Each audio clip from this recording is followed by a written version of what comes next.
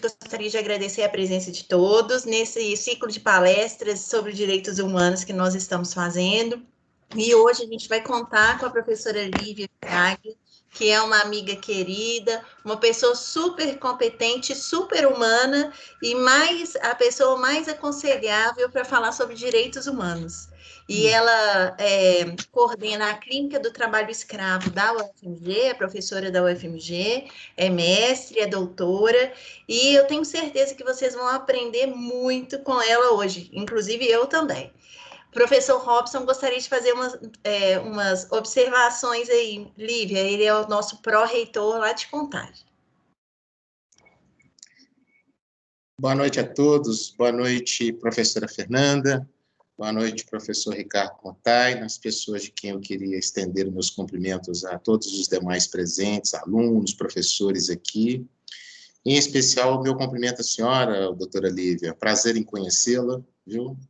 É uma honra tê-la aqui conosco nessa casa que a gente chama da família PUC Minas. A gente, quando recebe as pessoas aqui, a nossa movimentação é sempre nesse sentido de dizer que é uma família e que a senhora fique bem à vontade, né? Fique na leveza, na insustentável leveza que todo ser deve ter, né? Para poder, nesse calor, né, que nos inquieta tanto, né, poder fazer uma reflexão de algo tão importante. A senhora me permita, com toda licença, né, nesses minutinhos que eu selecionei aqui, lembrar, né, porque quando o Ricardo Montai e a professora Fernanda me convidaram para fazer essa abertura, cujo tema é pobreza, escravidão e pandemia, né, o que se espera, né, do futuro do trabalho, eu fui lembrando de algumas experiências que eu vivi na graduação e principalmente na pós-graduação. Eu sou professor de economia, né, e tenho uma formação muito forte com algumas referências que talvez a senhora conheça, né. Eu me lembrei muito de Antônio Barros de Castro, né, Escravos e Senhores nos Engenhos do Brasil, né. Eu me lembrei de Celso Furtado, né, porque Celso Furtado, a Informação Econômica do Brasil, ele tem ali os 2 primeiros capítulos, uma inserção muito forte sobre economia escravista, né? Eu me lembrei muito de José de Souza Martins, no seu Cativeiro da Terra, né? Eu me lembrei de Domênico de Mazzi, né? Porque quando a senhora está falando de futuro do trabalho, eu gosto muito dele, e eu me lembro do Fadiga e Ócio na sociedade pós-industrial, né? Mas eu me lembrei mesmo, foi Laurentino Gomes, né? Que inclusive está nos devendo o volume 2 de Escravidão, né? Foi a última coisa que eu li recentemente, das coisas que eu gosto de ler muito sobre esse tema, né? Eu li o volume 1 de Escravidão dele, né? Do primeiro leilão de cativos em Portugal até a morte de Zumbi dos Palmares, né?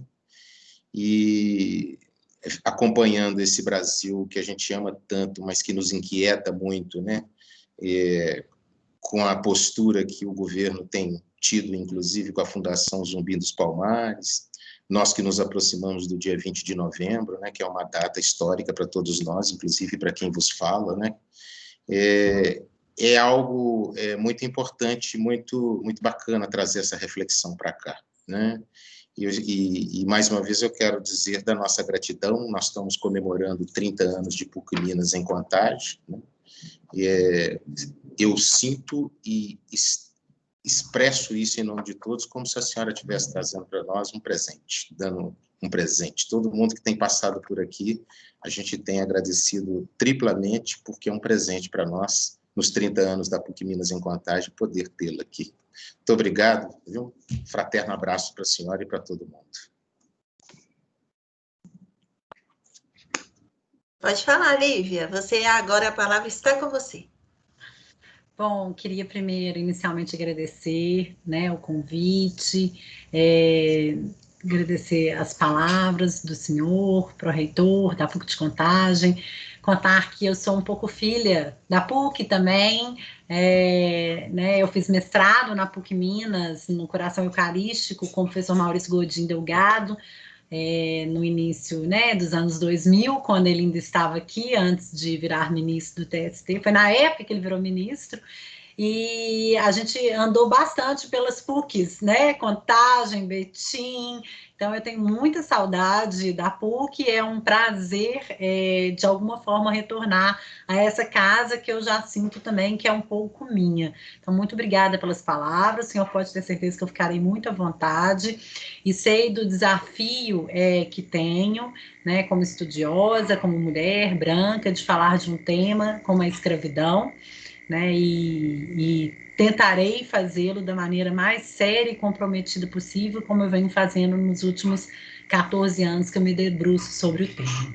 Queria agradecer à Fernanda, professora Fernanda, a Fê, minha dileta amiga, companheira, colega, mãe de 3 filhos, uma pessoa que eu admiro profundamente, né? Uma amiga que o direito e a maternidade uniu a mim, e fico muito grata mesmo, Fê, com esse convite. Eu vou compartilhar, né, Fernanda, eu fiz uma breve apresentação aqui para a gente, vou tentar compartilhar a tela.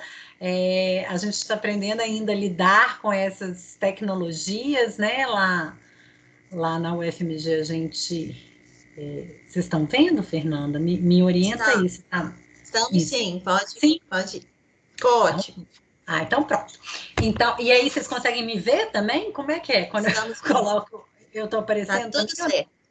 Então tá bom. Então ótimo, porque eu não consigo me ver, mas se vocês estão me vendo, tá ótimo. Bom, então é um prazer, né, falar aos alunos da PUC Minas e refletir um pouquinho sobre o tema pobreza, escravidão e pandemia, que esperar do futuro do trabalho. A Fernanda já contou um pouquinho da minha trajetória, né? Eu sou coordenadora da Clínica de Trabalho Escravo e Tráfico de Pessoas da UFMG. A minha dissertação de mestrado foi sobre o conceito de trabalho escravo. A clínica, nós temos, né? Depois vocês fica o convite aos alunos para conhecerem nossos canais do YouTube, o Instagram, enfim, né? O site, a gente tem bastante conteúdo legal. A gente está calcado sobre o tripé universitário, a gente faz atendimento gratuito, né? Assistência jurídica gratuita para as pessoas que são vítimas de escravidão e trabalho. Peraí, parou de compartilhar a tela, Fernanda? Ah, meu Deus. Tá certinho, pode ir. Se qualquer coisa eu te falo. Tá bom. Que são vítimas de trabalho escravo e tráfico de pessoas. A gente já fez mais de 100 atendimentos desde o ano da sua fundação, que foi 2015. Temos atualmente 65 ações trabalhistas em curso, e a gente também faz pesquisa. Já fizemos uma pesquisa aqui em Minas Gerais com todos os relatórios de infração, todos os autos de infração da fiscalização trabalhista acerca do trabalho escravo, e acabamos de concluir uma pesquisa sobre todos os processos trabalhistas e penais existentes sobre trabalho escravo no âmbito nacional, uma pesquisa que a gente entregou há um mês para o Ministério dos Direitos Humanos e que deve ser publicada em breve. E a gente também tem a parte de ensino, que a gente coordena lá na faculdade, uma disciplina optativa sobre trabalho escravo contemporâneo e tráfico de pessoas. Bom, dito isso, né, só para esclarecer um pouquinho de qual que vai ser a nossa linha de raciocínio aqui na apresentação, eu queria fazer umas breves explicações. Primeiro que eu não pretendo fazer aqui nenhuma previsão mirabolante, e muito menos eu tenho pretensões de mãe de Ná. Os meus alunos que me conhecem sabem que eu não costumo ser muito boa de adivinhar o futuro, pois eu costumo ser muito otimista. E o cenário que se desenha não parece ser dos mais otimistas. Mas eu também não pretendo soar poliana demais e nem parecer a profeta do Apocalipse. O intuito é trazer para vocês alguns dados, fatos e conceitos e provocá-los a pensar e refletir junto comigo. 2020 tem sido um ano desafiador, complexo e sem precedentes na nossa história. Se antes da pandemia as coisas já pareciam se modificar velozmente, agora elas mudam diariamente, e o que até ontem era algo considerado certo e imutável, hoje pode se apresentar como incerto e volátil. O direito tem tentado, sim, acompanhar de perto e dar respostas eficazes para esse novo mundo que se apresenta sob a pecha do novo normal. Mas, afinal, o que há de novo? O que há de normal? Vamos nos lembrar de algo que vários doutrinadores já nos ensinaram. Os direitos são conquistados, mas eles nunca estão postos e são imutáveis. É preciso continuar lutando para que eles continuem sendo assegurados. Será que esse novo normal normaliza situações de exploração extrema do ser humano? Será que chegamos ao ponto de achar normal que alguém que trabalhou em sua casa por quase 2 décadas o faça apenas por uma cama e por comida? Será que há algo de novo na escravidão que aprisiona pela pobreza e pela miséria? Será que há algo de novo em abrir as páginas dos jornais, ou melhor, da internet, e se deparar com a notícia de uma idosa de 61 anos, abandonada em um quarto de despejo, no jardim da Casa Grande, de uma jovem moradora de um bairro nobre de São Paulo? Será que o novo normal não está apenas a repetir ou até mesmo a aprofundar as mazelas da nossa sociedade, escancarando as nossas misérias e a faceta mais perversa das estruturas capitalistas neoliberais? Nesse diálogo que eu vou propor hoje, nessa tarde, eu quero discutir o trabalho escravo contemporâneo com vocês na crise social e sanitária provocada pela pandemia do Covid-19. O farei por meio do estudo de um caso concreto que ganhou as manchetes e redes sociais e parece ter saído de um livro de história do passado colonial que, por vezes, tem parecido mais próximo do que o que os séculos pretendem. Esse caso vai ser o nosso fio condutor para que possamos refletir sobre interseccionalidade de classe, raça e gênero no trabalho escravo doméstico e o papel da pobreza nesse fenômeno, bem como os possíveis impactos e as preocupações que surgem nesse contexto pandêmico.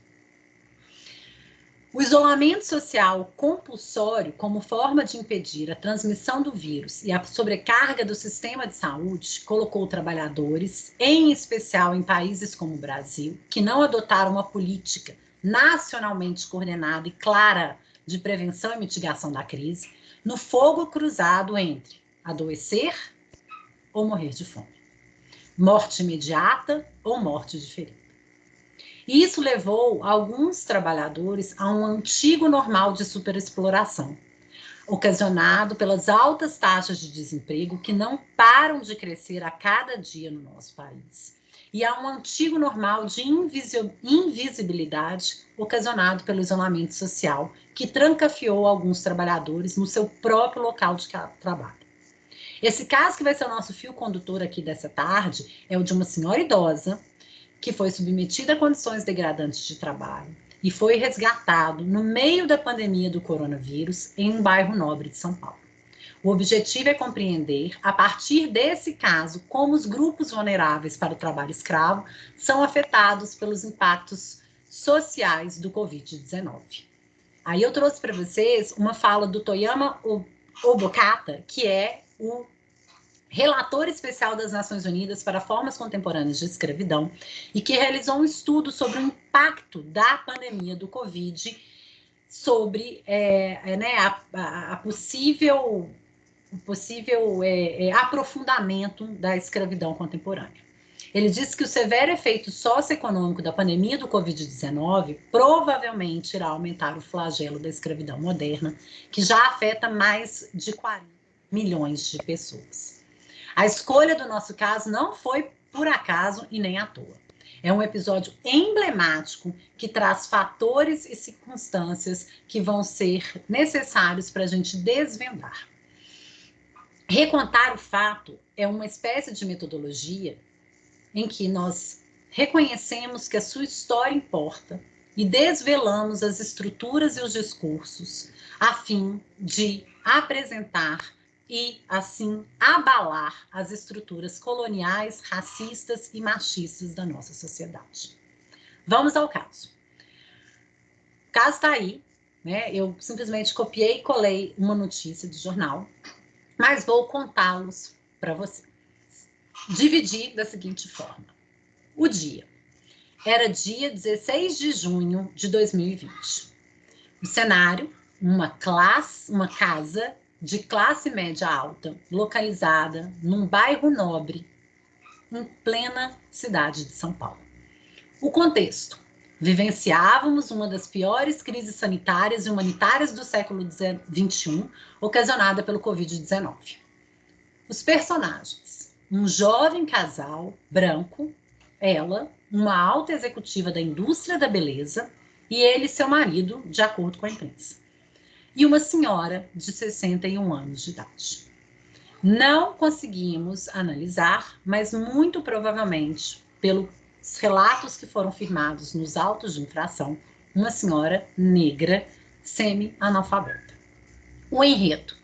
A casa da abastada família da executiva foi herdada pelo jovem casal, juntamente com a empregada doméstica, que era, antigamente, a empregada doméstica de sua mãe.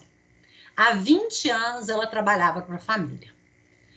Teve a carteira assinada apenas durante 4 anos. Desde 2011, ela morava de favor na casa da avó da executiva. Em 2017, ela passou a morar de favor num quartinho de despejo no quintal da casa desse casal.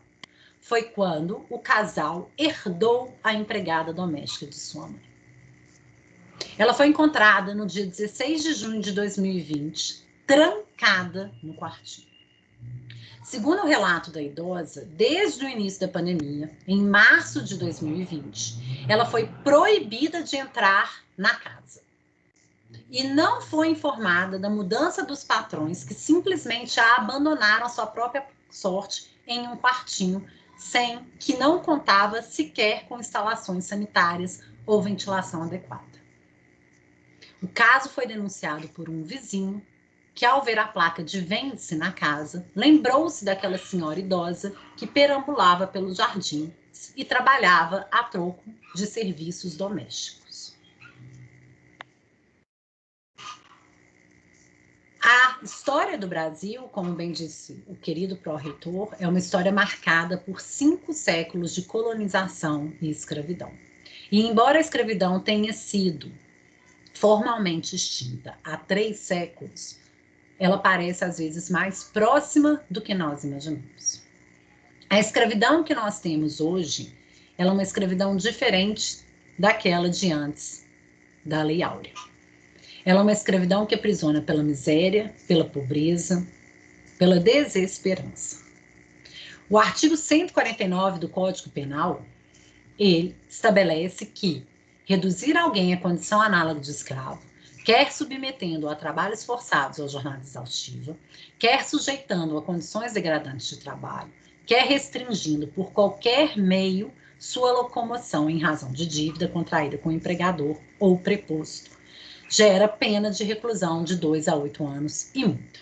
São 4, então, os tipos de trabalho escravo contemporâneo, e aqui eu chamo a atenção dos senhores que são 4 tipos alternativos.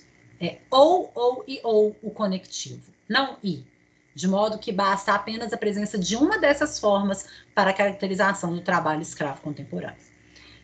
São elas: trabalho forçado, servidão por dívidas, jornada exaustiva, condições degradantes. Quando presente uma das 4 hipóteses, estará configurado o trabalho em condições análogas à escravidão. Vamos, então, à análise do caso concreto. Iniciemos pelo mais óbvio. A senhora idosa relata que não tinha sua carteira de trabalho assinada, não tinha acesso a 13º, férias, horas extras, nem nenhum direito trabalhista. Além de não ter acesso a nenhum desses direitos trabalhistas, ela recebia esporadicamente entre R$200 e R$450 por mês. Basicamente, ela trabalhava para poder morar e comer nessa casa.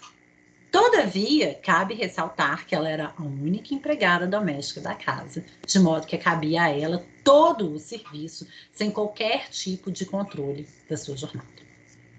Estaria aí configurado, talvez, uma espécie de servidão por dívidas, Não aquela servidão por dívidas que vocês podem estar imaginando, que eu anoto no caderninho quanto que a pessoa está me devendo, mas é uma servidão por dívida ainda mais cruel.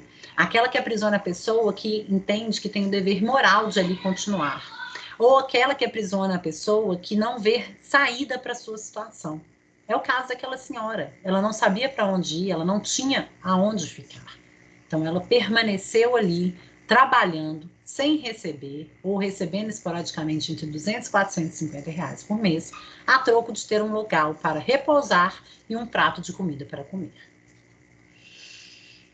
É de se ver também, né, que a segunda situação seria a condições... a segunda situação seria condições degradantes de trabalho.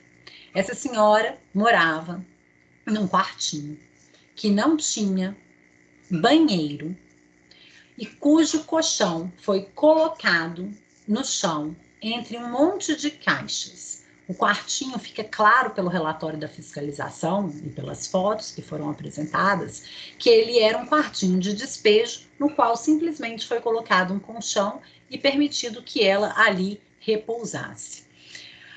A CLT determina, e as normas regulamentares da fiscalização, né, do antigo Ministério do Trabalho e do Emprego, hoje a Secretaria do Trabalho, estabelecem que o empregador deve fornecer moradia e condições adequadas para o seu empregado.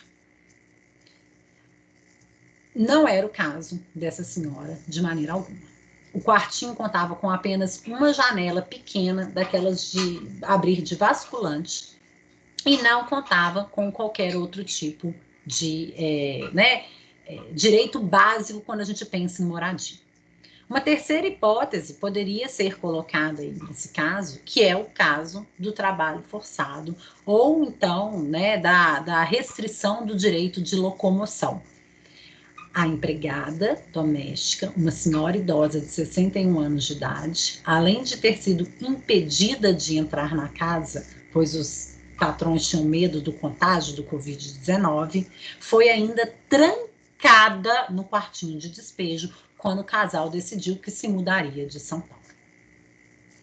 Acho que está claro para todo mundo que não há dúvidas de que a situação se configure como condições análogas à escravidão. Cabe ressaltar, gente, que a escravidão, ela contemporânea, ela é um problema mundial. O Global Slavery Index, que é um índice feito em parceria com a Fundação Walk Free e a Organização Internacional do Trabalho, junto com a Organização Internacional de Imigração, a OIM, estipula que 40,3 milhões de pessoas são vítimas da escravidão contemporânea em nível global. Aqui cabe chamar a atenção para o seguinte fato: esse índice leva em consideração apenas aquelas pessoas que são submetidas a trabalhos forçados. O conceito da OIT é mais restritivo do que o conceito do artigo 149 do Código Penal. Se nós fôssemos colocar as pessoas que são submetidas a condições degradantes de jornada exaustiva, com certeza nós chegaríamos perto da casa dos 100 milhões. Desses 40,3 milhões de pessoas, 71% das vítimas são mulheres e garotas, e há a prevalência absoluta dos crimes de exploração sexual e casamento forçado. A OIT entende que trabalho forçado é aquele para fins, né, de trabalho ou também de exploração sexual. A escravidão contemporânea, ela é 30 vezes mais rentável do que a escravidão legal dos séculos 18 e 19. Esse foi um estudo feito pelo Center Carr de Políticas de Direitos Humanos da Universidade de Harvard e que mostra para a gente qual que foi o lucro obtido pela exploração da escravidão contemporânea no ano de 2018. 467 bilhões de reais. Pode-se dizer, então, que escravizar tem sido um negócio lucrativo. E tem sido lucrativo não apenas nos números, mas também no ranking da impunidade. O estudo que nós fizemos aqui pela Clínica de Trabalho Escravo e Tráfico de Pessoas constatou que menos de 2% das pessoas processadas, julgadas e condenadas pelo crime de trabalho escravo são presas. Aqui em Minas Gerais, das 7 pessoas condenadas com trânsito em julgado, apenas uma está presa. E adivinhem, senhores, por que ela foi presa? Porque o advogado perdeu o prazo do recurso. Se tivesse um advogado mais diligente, ela sequer teria sido presa.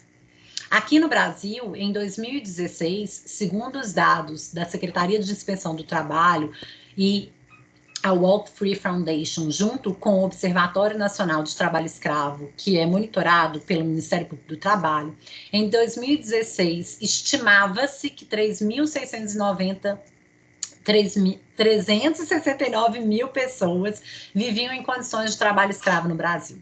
Isso significava que 1 em cada 563 habitantes brasileiros encontrava-se submetido a um modelo de trabalho análogo à escravidão.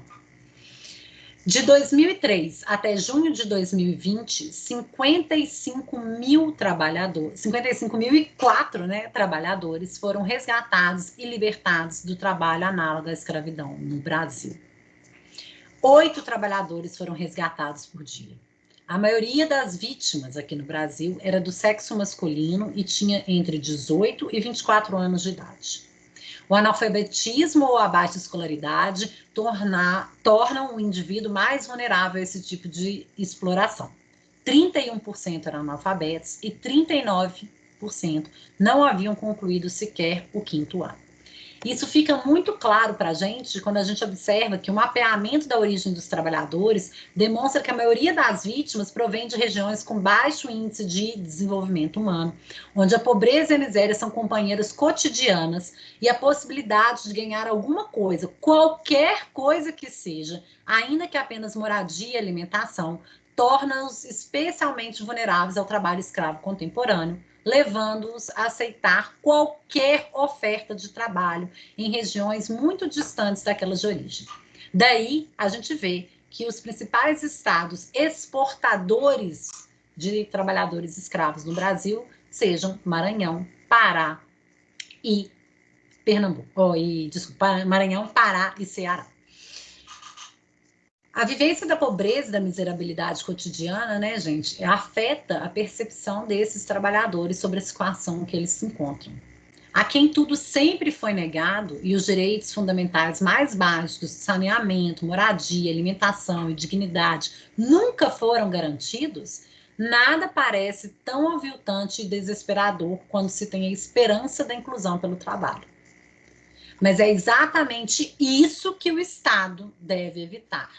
É exatamente nesse ponto, para a proteção dessas pessoas que não conheceram outra realidade, que o Estado e o direito devem se fazer presente para assegurar o cumprimento das normas trabalhistas fundamentais que estão elencadas no artigo 7º da Constituição e são consideradas direitos fundamentais de todo e qualquer ser humano, constituindo inclusive cláusula pétrea da nossa condição de trabalho.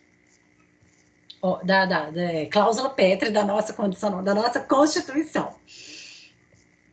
Aqui, no estudo que a gente fez, né, na Clínica de Trabalho Escravo e Tráfico de Pessoas da UFMG, nós encontramos que a principal forma de trabalho escravo contemporâneo, encontrada pela fiscalização, foi aquela que submete o trabalhador a condições degradantes de trabalho.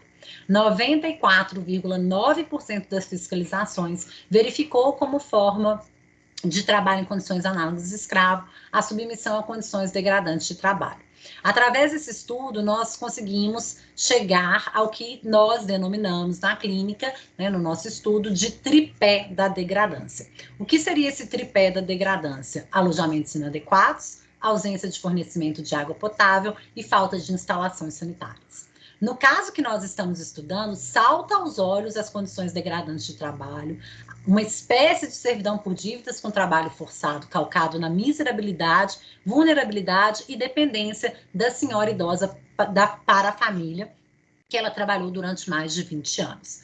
Salta aos olhos também a ausência de instalações sanitárias e, embora não haja relatos, o simples fato dela ser obrigada a ir na casa para se alimentar e para beber água nos leva a crer que não havia também fornecimento de água potável nesse quartinho de despejo. de modo que não há dúvidas de que o caso que estamos analisando submeteu essa senhora a condições de trabalho degradantes.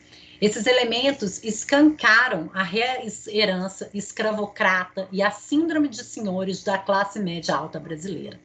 Vejam, os senhores, eu deixei para depois da conceituação, a foto do quartinho da senhora. Gostaria que todos tomassem um momento e se perguntassem se gostariam de viver num local desse e se teriam a coragem de submeter alguém que lava, passa, cozinha, faz a sua comida e está em sua casa todos os dias a morar nesse local. A foto é só isso, gente, porque é só isso que tinha. A única coisa que tem aqui ao lado que não dá para ver é a janela embasculante e a porta que eu contei para vocês. Não há pia, não há nada.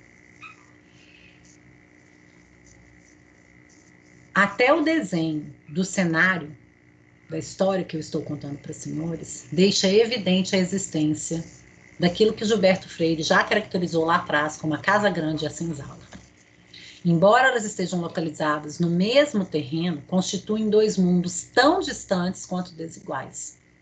A casa da senhora escravocrata, no caso, era uma casa linda, nova, com mais de 4 cômodos, não sei quantos banheiros, cozinha, toda equipada, com luminosidade e ventilação.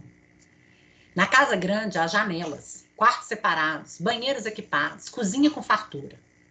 Enquanto na senzala, um único ambiente mistura caixas, vassouras e quinquilharias ao colchão maltrapilho e gasto. Não há luminosidade, não há ventilação, a instalação sanitária foi substituída por uma caneca para o banho e as necessidades fisiológicas. Cozinha equipada? Não há. Ao ser questionada se ela sabia onde a idosa fazia suas necessidades, a patroa disse que nunca perguntou. Como se houvesse necessidade de perguntar algo cuja resposta é tão óbvia. Isso tudo nos leva à segunda evidência do pensamento escravocrata, ainda tão vívido no país, que vivenciou por 5 séculos a possibilidade legal de subjugar negros, indígenas e mulheres. A mulher branca, estudada, classe média alta, que usa o argumento de que a empregada doméstica é quase da família, para se gabar para os outros de ter oferecido um teto à empregada cuja casa na periferia foi interditada pelo poder público, algo inimaginável no seu bairro de classe média alta, sequer se importa em verificar se as condições que oferece são dignas e se essa empregada terá um local para fazer as suas necessidades fisiológicas. Coloca-se como a salvadora que permitiu que a pobre empregada doméstica, quase da família, se instalasse em seu quintal. Eu pergunto aos senhores se aqueles que são efetivamente da família dessa senhora e não prestam serviços domésticos em troca de moradia e alimentação, será que é ofertado esse mesmo tratamento e preocupação com o bem-estar e a saúde? Que família, hein? Eu não gostaria de ser dessa família, muito menos quase dessa família. É aí que entra a interseccionalidade no trabalho escravo e que nos denota a discriminação estrutural. O despejo de pobres da periferia com interdição de casas construídas fora dos parâmetros de segurança e em áreas não contempladas pelo projeto urbanístico das grandes metrópoles evidencia a marginalização dessa população que vive do trabalho e é formada, em sua maioria, por pretos e pardos de baixa escolaridade. A situação dessa senhora idosa expõe ainda a invisibilidade das pessoas marginalizadas, que são reduzidas a mera mercadorias por pessoas que se sentem protegidas pelos muros e portas que o direito preserva como invioláveis e que costumam ser também impenetráveis nos bairros de classe média alta das grandes cidades. Alguém aqui já viu polícia invadindo casa de gente rica sem mandato? Alguém aqui já viu poder público mandando despejar gente rica da casa porque elas têm interditado em razão de perigo?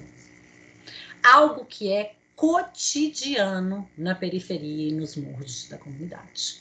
mas que causa estranheira nos bairros nobres. Na periferia e nas comunidades, causa estranheza falar em inviolabilidade da residência como direito constitucional fundamental. Estão acostumados a não terem muros, a não terem portas, às vezes até mesmo no sentido literal. E ainda quando eles os têm, eles não servem como barreiras ao poder público, que se aposta das suas casas em operações policiais, atos de despejo ou cumprimento de interdições todos os dias da vida dele. O caso que estamos estudando evidencia tudo isso e muito mais. Denuncia não apenas o resquício escravista e o elitismo e a desigualdade. Também evidencia o machismo e a estrutura patriarcal sobre a qual se assenta a nossa sociedade. Perceba-se um fato curioso.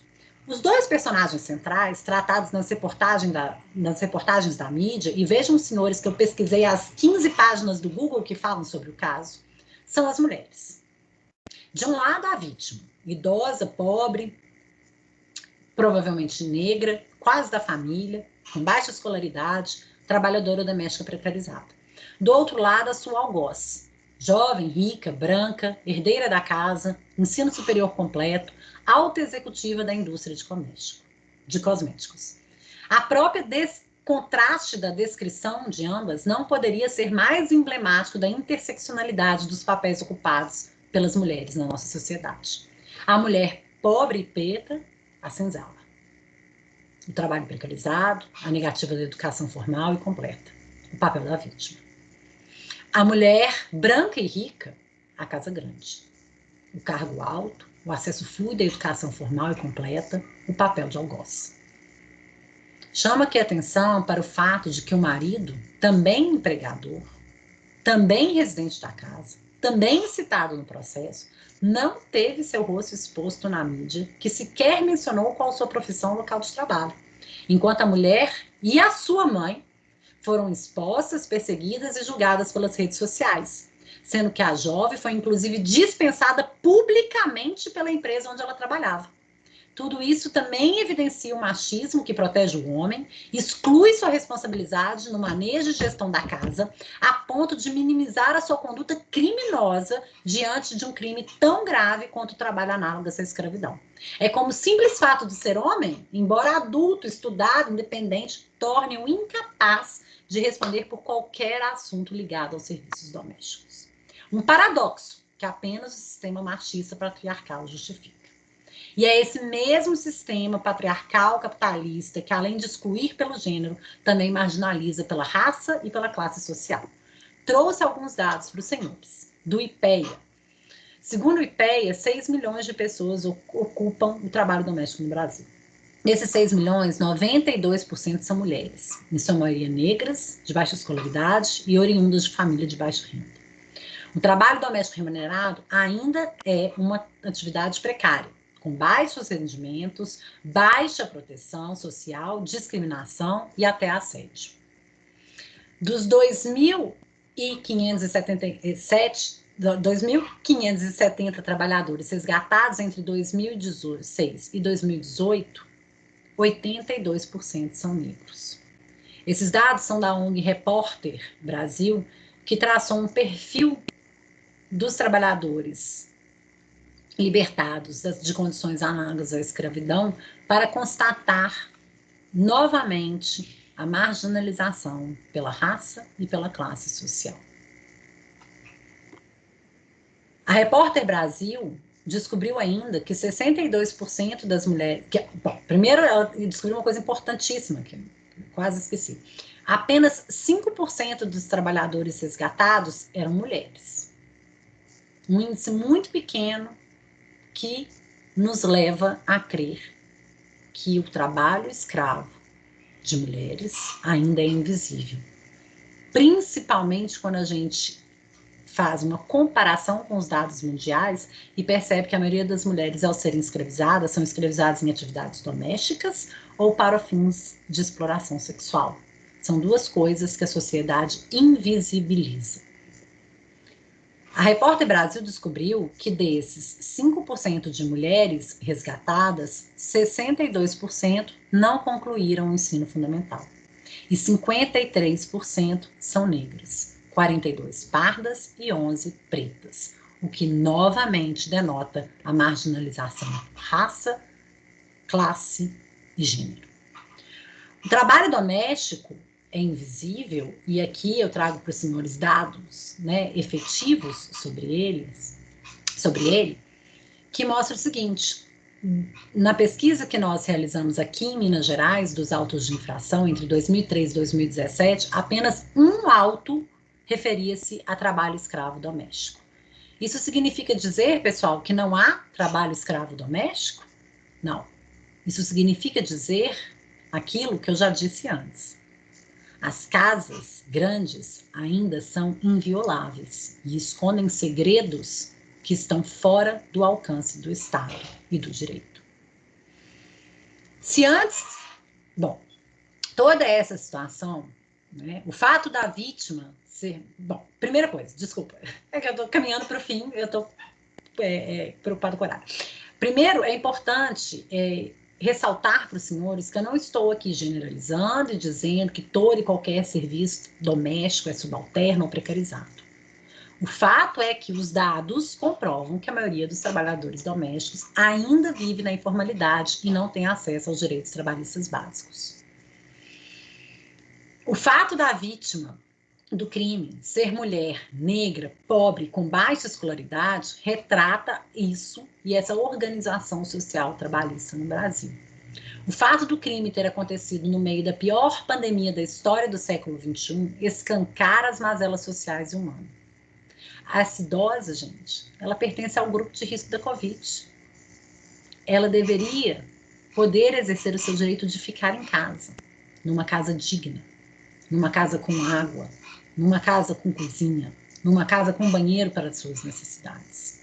Mas desde o início da quarentena, ela foi impedida de acessar a casa grande. Provavelmente, esse impedimento não foi para protegê-la ou preservá-la, conforme, né, nós ficamos aí falando para todo mundo, hashtag fica em casa. Provavelmente os motivos que levaram os patrões a essa proibição, provavelmente, tá, gente, foi o medo egoístico deles serem contaminados, embora eles não fossem pertencentes ao grupo de risco. Ou ainda, o medo de se verem responsabilizados por uma pessoa doente. Estou aqui, sim, fazendo um juízo de valor, mas estou fazendo um juízo de valor baseado nos demais elementos da conduta dessa família, que, destaque-se, não hesitou em se mudar de cidade sem comunicar a idosa, trancando-a no quartinho enquanto punham a casa à venda. Essa situação nos impõe a reflexão, e aqui é o caminho para o final, sobre as consequências que ainda se farão sentidas pela crise provocada pela pandemia. Se antes da pandemia o Brasil já exibia índice alarmantes de desemprego e miséria, o que se esperar do cenário econômico e social pós-pandemia? O Ricardo Antunes alerta para a gente que antes da pandemia, mais de 40% da classe trabalhadora brasileira encontrava-se na informalidade, ao final de 2019. No mesmo período, uma grande massa de mais de 5 milhões de trabalhadores e trabalhadoras experimentava as condições de uberização do trabalho propiciadas por aplicativos e plataformas digitais, o que, até recentemente, era saudado como maravilhoso, o trabalho digital, novas modalidades, trabalho online, empreendedorismo, etc, etc, etc, etc. Mas basta nos lembrarmos das fotos que ganharam o mundo. O homem branco, classe média, provavelmente fazendo home office, que podia correr de máscara, e o jovem preto, provavelmente pobre, que sobe na sua bicicleta para tentar ganhar a vida, se expondo ao risco de ser contaminado, porque outra opção não lhe é dada. Aquela mãe, cuja foto também ganhou as redes sociais, que segurava de um lado uma criança no colo e de outro tinha uma criança agarrada enquanto segurava nas suas costas uma mochila de um desses aplicativos de entrega de comida. Tudo isso é bem paradigmático da situação que estamos vivendo. Boaventura de Souza Santos fala ao tratar da sociologia das ausências, que a pandemia do coronavírus vai escancarar as zonas de invisibilidade. Provavelmente as multiplicará. E talvez, mesmo aqui, bem perto de cada um de nós, talvez baste abrir a janela. No caso da Nossa Senhora Idosa, que estamos analisando, bastou ao vizinho denunciante do bairro Nobre de São Paulo abrir a sua janela e constatar que a pobreza e a miséria estão morando ao seu lado e se farão cada vez mais visíveis e presentes. A ONU estima que 195 milhões de postos de trabalhos formais serão perdidos em razão da pandemia. Um aumento de 12% na taxa de desocupação e mais de 12,4 milhões de pessoas na rua. De 20 a 25 milhões de pessoas a mais em trabalhos precários e trabalhadores da gig economy contratados sem nenhum acesso a licenças remuneradas, seguro de saúde e em situação de vulnerabilidade, doença e a superexposição. Some-se a tudo isso o fato das escolas estarem fechadas, o que pode levar ainda ao aumento do trabalho e do casamento infantil, segundo estudo realizado pelo FMI. De acordo com esse estudo, a educação em sentido amplo é a chave para se evitar a vulnerabilidade de crianças a trabalhos e casamentos forçados. Com a interrupção da educação por longos meses, o aumento da evasão escolar cria o risco das crianças, especialmente as mais pobres e de países menos desenvolvidos, tornarem-se escravas ou esposas aos 10 anos de idade. Adicione-se a isso ainda o agravamento da vulnerabilidade da força de trabalho feminina, principalmente das cuidadoras, as principais cuidadoras e responsáveis pelas crianças, que se veem obrigadas a levar seus filhos para o local de trabalho ou deixá-los ao cuidado de vizinhos ou conhecidos, ou ainda de deixá-los ao cuidado de si mesmos, aumentando a chance de recrutamento pelo tráfico de drogas, exploração sexual, casamento forçado, milícias armadas, tráfico de pessoas e trabalho escravo.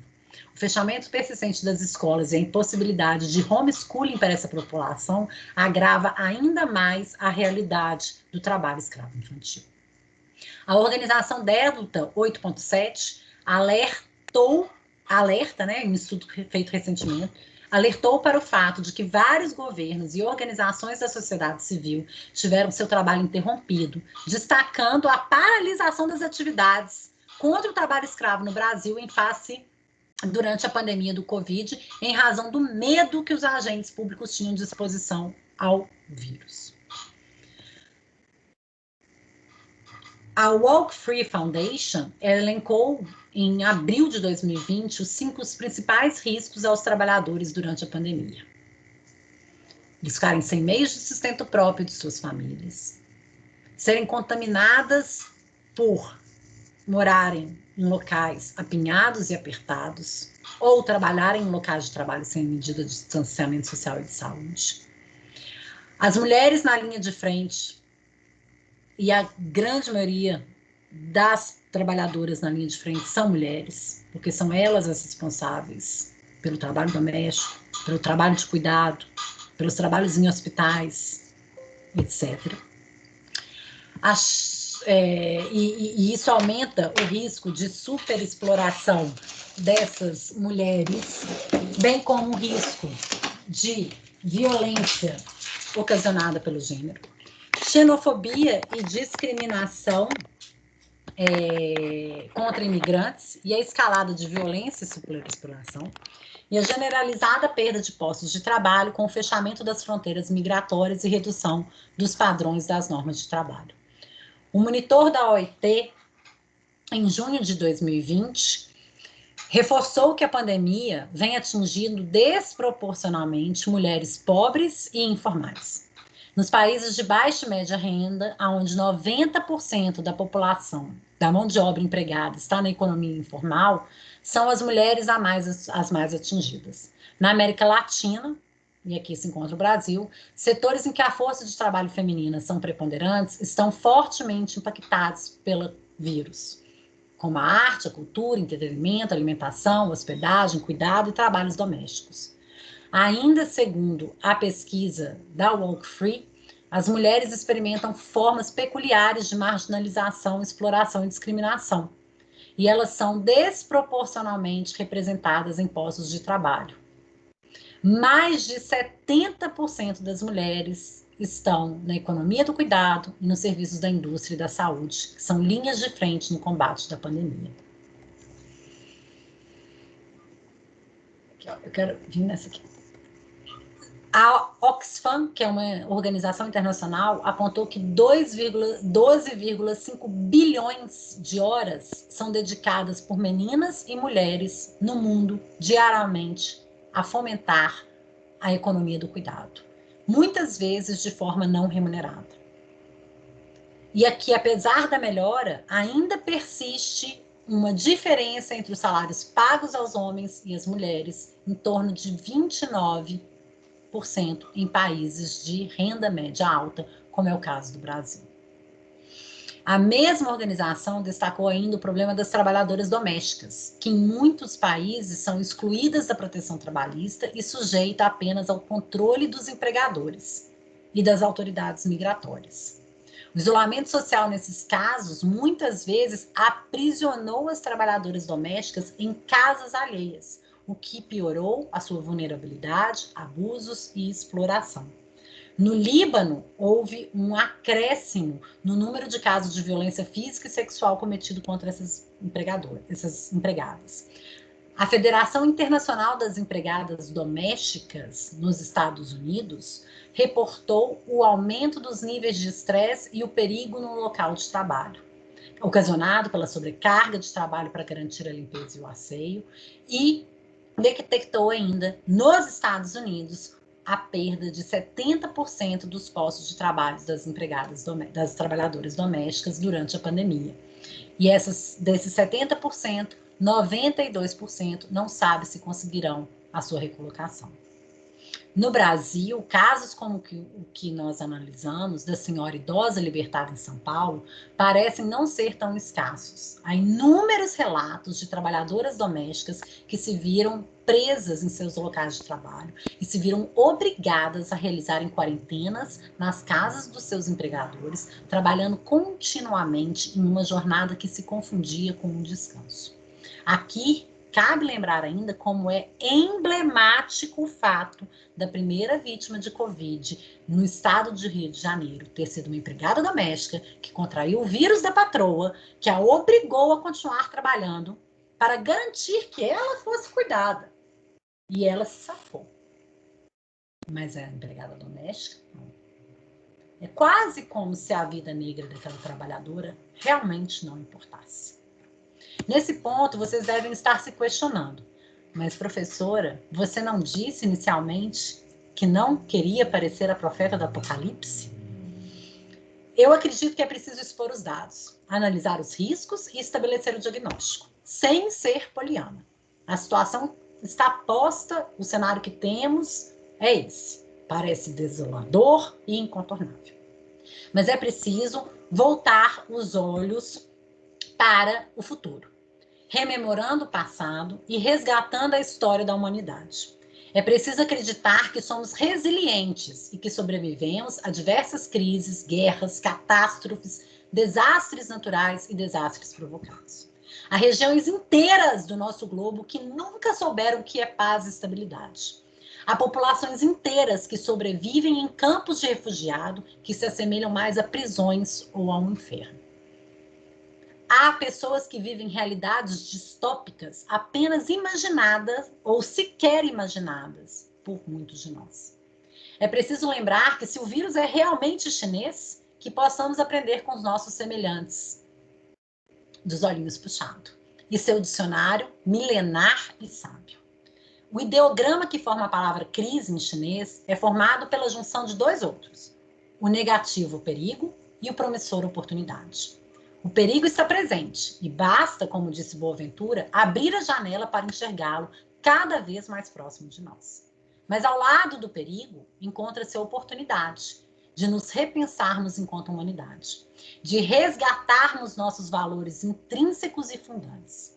É preciso rememorar a indissociabilidade entre o combate à penúria e o trabalho decente proposto pela Declaração de Filadélfia em 1944, que em seu primeiro artigo dispõe que é um princípio fundante da OIT combater a penúria, pois ela constitui um perigo para a prosperidade geral do mundo.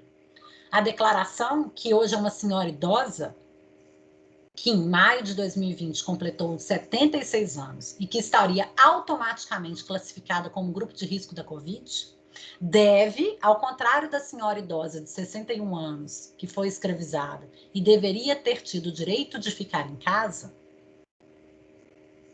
a Nossa Senhora Idosa, Declaração de Filadélfia, deve ganhar as telas de compartilhamento, invadir as casas e tomar as ruas, a fim de resgatar os ideais humanitários que nelas são propugnados.